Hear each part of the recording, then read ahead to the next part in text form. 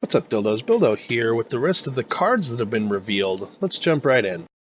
First off, let's start with the Death Knight hero cards. First up, we have Ghoul Dangerous, or as some might say, Blood Reaver Gul'dan. 10 cost, add 5 armor, battlecry, summon all friendly demons that died this game, which is already a pretty powerful mechanic, and I think we're going to see a fair amount of it, but with the hero power, 2 cost Siphon Life, hero power Life Steal, deal 3 damage, this is going to be insane! So as we go on and talk about some of the other ones, we'll see how powerful they are, but this is going to be just ridiculous. So next up we have the Paladin Death Knight hero card, 9 cost Uther of the Ebon Blade, 5 armor, battlecry, equip a 5/3 lifesteal weapon. I notice it doesn't have a name like Ashbringer or something like that, but you also get the hero power, the 4 Horsemen. Hero power, summon a 2/2 Horseman. If you have all 4 Horsemen, destroy the enemy hero. Now, this is why the Death Knight hero cards have to be so ridiculously powered, because things like this just win the game. This is the first mechanic. Like, everyone makes fun of it, like, oh, 10 cost, win the game. But this is an actual destroy the enemy hero. You win the game if you get 4 Horsemen. So if you can somehow use your hero power over and over in the same turn, like with the what is that legendary called? There's a legendary that resets your hero power every time you cast a spell. So it's like a one-turn kill deck. It's going to be so ridiculous. Next up, we have the new Death Knight hero card for Druid, the 7 cost Malfurion the Pestilent. Choose 1, summon 2 poisonous spiders, or summon 2 scarabs with taunt. Add 5 armor, of course. Now, if you can somehow have Fandral on the board, and then you play this, it's going to double everything, so you get all the minions. And then, of course, there's the hero power, Plague Lord. Choose 1, +3 attack this turn, or gain 3 armor. Now, if you have Fandral on the board with this, it's going to go ahead and do both as well, so you won't have to choose it. I think that's pretty awesome. Next up, we have the new Death Knight hero card for Warrior, 8 cost, Scourge Lord Garrosh. Battlecry, equip a 4/3 Shadowmourne that also damages adjacent minions. Gain 5 armor, and the hero power, Bladestorm.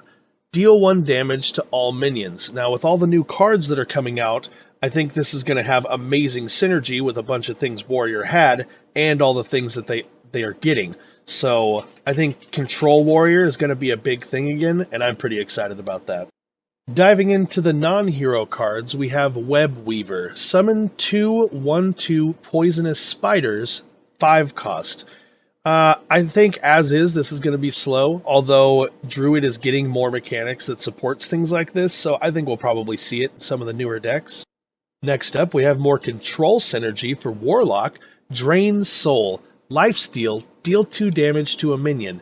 Now, I think this is going to be bigger than people realize, because all the spell damage minions that are coming out, I didn't expect. And there is a lot of spell damage synergy coming out, as you'll see coming up here in a bit. So this is going to be way more lifesteal than people expect it to be, and it's going to have this huge swing for 2 mana. Everyone's like, what is happening? Next up, we have the 2 cost 2/3 Tuskar Fisherman, and we were just talking about that spell damage synergy. Give a friendly minion spell damage +1. I think this is going to be really good for some of the lifesteal decks we're going to see, and I'm more than positive that a few people are going to make just lifesteal decks, and we'll see how that goes. I think it'll be pretty good. Next up, we have a new rogue card that's coming out, a 5 cost 5/5 Bone Baron. Death Rattle, add 2 1/1 skeletons to your hand, and this is just going to add more synergy to the Van Cleef or other low-cost decks that require you to play a bunch of cards. That new, Corpse Flower, stuff like that. It's going to be pretty interesting. And another rogue card coming out, the 1 cost spell, Doomerang. Throw your weapon at a minion, it deals its damage, and then returns to your hand. This is going to be ridiculous. Now, everyone said that about Headcrack, and you don't see a lot of Headcrack decks anymore, but this is 1 cost. I think we're going to see this in a lot of decks because of the value.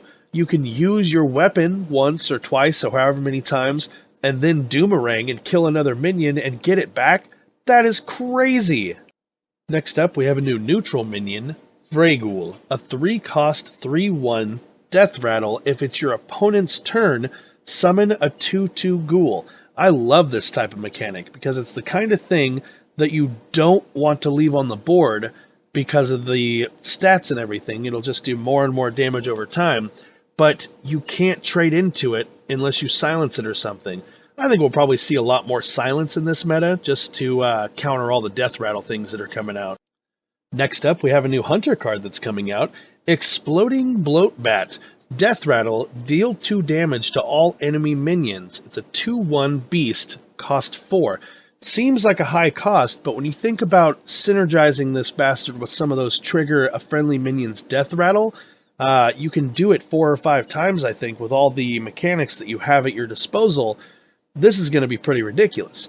Other than that, I don't think it's going to see a terrible amount of play because of how expensive it is. But in a mid-range control type of Death Rattle deck, I think we'll see a fair amount. Next up, we have a new neutral minion with a real interesting mechanic, the 3-cost 1/5 Dr. Akari Enhancer, or however it's said. Your end-of-turn effects trigger twice. Now, I think we're going to see a lot of this in control decks because it's such an interesting mechanic. In wild decks, it's going to be insane because just to have, like, Thorazin trigger twice, that's a game winner. Like, if your opponent has Thorazin trigger twice in the same game, you're probably not going to win. So, good luck with it. I think as the meta shifts more towards a control-oriented meta, I think we're going to see a lot of this bastard. Next up, another neutral minion, the 6-cost 4/4 Spellweaver. Spell damage +2. Now, as is, I don't think it's going to be that great, but when you start to add in some of those lifesteal mechanics and stuff like that, or even the Death Rattle mechanics of resummoning this or summoning multiple copies, then it starts to get to a real interesting place. Next up, a neutral minion that adds some real potential to a 1-turn kill deck, Furnace Fire Colossus. The 6-cost 6/6 discard all weapons from your hand and gain their stats. So if you have a couple of Gorehowls in your hand and then a few other weapons, you can start stacking up that damage real quick, and it's going to be really ridiculous. Next up, we have a new Druid card, the 2-cost 1/2 Druid of the Swarm. I see what you did there. Clever. Transform into a 1/2 with Poisonous or a 1/5 with Taunt. And this is just going to throw more synergy into that early game deck, and I imagine the 1/2 and the 1/5 are probably beasts, so we'll see how that goes. Next up, another neutral minion, Hildnir Frostrider. Battlecry, freeze your other minions. Now, as a 3-cost 4/4, it's already statted really well, and freeze your other minions doesn't have to be a bad thing. Like, if you're doing that freeze shaman that we're going to see here pretty soon, or if you're doing other things like a Purify Priest, it's not going to be so bad. Next up, a 4-cost spell for Shaman, Avalanche. Freeze a minion and deal 3 damage to the adjacent ones. I think this is going to be a pretty cool spell. Especially with all the mechanics that are coming out for Freeze Shaman, I think we'll see a fair amount of this bastard. Next up, a neutral legendary minion that's not complete crap, Arphis. Pretty clever. And Death Rattle, add a random Death Knight card to your hand, which we'll see a bunch of those later on, but this is pretty cool. Even if it is a 4-cost 2/2, I don't care. It's a beast, and it's a legendary, and it's Arphis! That's amazing! Next up, a new card for Warrior, the 5-cost 3/3 Death Reverent. Battlecry, gain 1/1 for each damaged minion. I think we'll see a fair amount of this in those damage your own minion decks, some of the new things we haven't really seen yet, but only time will tell. Next up, we have a new card for Paladin, Arrogant Crusader. I see what you did there, Blizzard. 4-cost 5/2 Death Rattle. If it's your opponent's turn, summon a 2/2 ghoul. I think that's pretty cool to add that. It's not anti-aggro. It's pro-aggro. So it's like, haha, control deck, take that. Next up, another Paladin card, a 2-cost spell, Dark Conviction. Set a minion's attack and health to 3. Now, a lot of people instantly see this as an aggro card, but I see defense. So you take it and you set some really high health bastard with taunt to 3, and then you kill it. Bing, bang, boom. Next up, another neutral minion, the 5-cost 4/4 beast, Bloodworm. Lifesteal.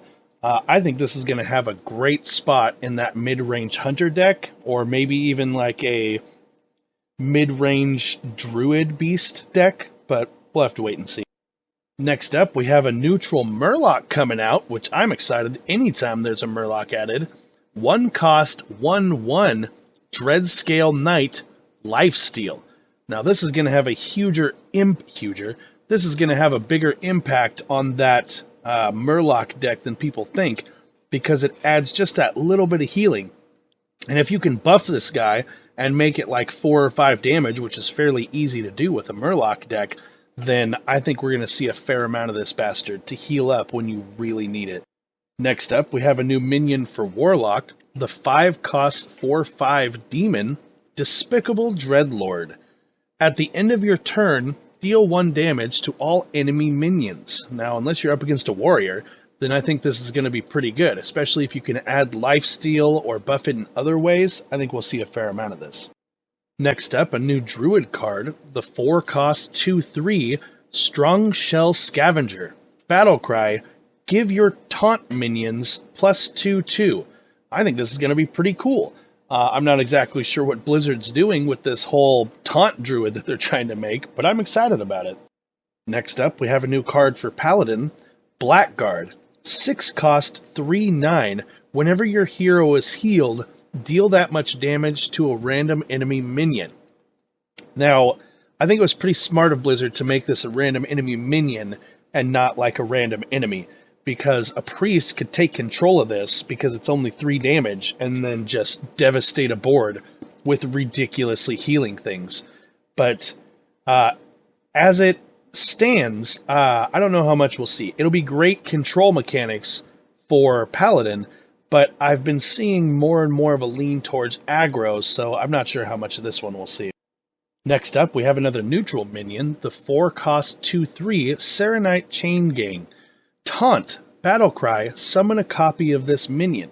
Now, I think this is going to be really good for those buff decks and evolve decks, because the stats aren't great as is, but if you can put 2 of these bastards on the board and then evolve twice, it's going to be a huge deal. Next up, we have a new Shaman card that's coming out, an 11-cost Snow Fury Giant. Cost 1 less for each mana crystal you have overloaded this game, and it's an 8/8 elemental. I think this is going to be pretty cool. It is definitely not hard to overload 11 mana over the course of a game, so I think we'll see a fair amount of this in the more aggro overload type of decks. Next up, another neutral card that seems to be more for warrior than anyone else, a 4-cost 3/4 Night Howler. Whenever this minion takes damage, gain +2 attack. I think this is going to be pretty good, because if you can have this on the board and then be able to attack with it, it's going to be ridiculous. Next up, we have a new warrior card, Forge of Souls, a 2-cost spell, draw 2 weapons from your deck. Now, when I first saw it, I was like, this is just meh. It might go into a pirate warrior deck, but it might be too slow for a pirate warrior, because by the time you would use this, you'd be out of cards and already on the ropes trying to come back anyways, and I don't know if this would help. You know, maybe if your opponent's at 3 or 5 health, then it'll be fine, but really, I think they're adding this in there to make that 1-turn kill warrior a thing, because as we saw, that card earlier destroys all the weapons in your hand and gives you the stats, and if you can have 2 weapons in your hand and then draw 2 more weapons, it's gonna be ridiculous. And last, but certainly not least, we have the Lich King himself, an 8-cost 8/8 legendary Taunt. At the end of your turn, add a random Death Knight card to your hand, and I'll have the Death Knight cards pop up here, as you can see. I don't really want to go through each one of them individually. I'm not sure if this is all of them or not, but it's definitely going to be amazing. It's going to be a lot like the Dream Dragon. I remember the first time I saw that bastard in a game, I was like, what? How do I counter that? I don't know what cards he's getting.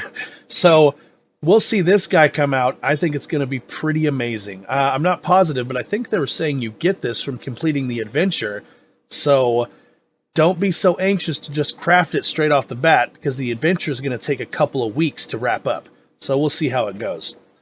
Anyways, if you're still here at this point, listening to me ramble on about nonsense and Hearthstone, you're obviously a true fan. Hit the like button, leave a comment down below, let me know if I missed any of the cards, because I think I got all of them, but I'm not positive. Good luck, have fun, and I'll see you on the 10th for the big pack opening.